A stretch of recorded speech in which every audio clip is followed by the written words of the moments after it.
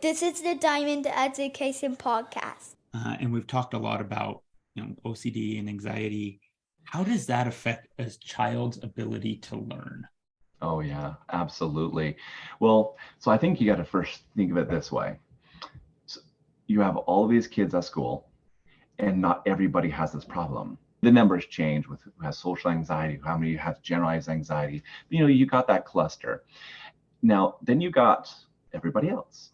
And those kids who do, they get clumped in as with all the kids, and they're treated as though they should just knock it off. They're looked at as a behavioral issue. And when it's a behavioral issue, well, how does it affect their education? So many different ways.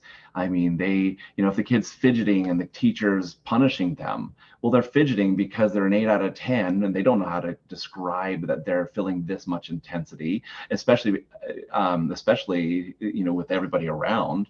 I've actually explained it to some of my clients. Think of somebody being on fire.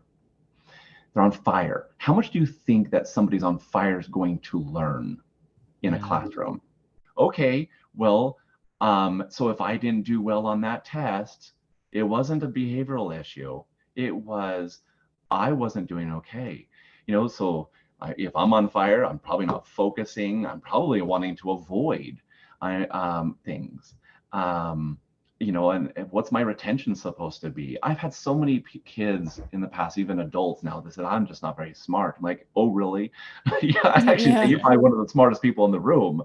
That's what I find with people who have OCD or anxiety. Like, they're crazy smart. But it's like, how much are you retaining when you're on fire? Right. Like, because you can't. I've heard people like, I have the worst memory. Like, well, yeah, that person's talking to you, and in the background, you're thinking, oh shoot, did I leave my oven on?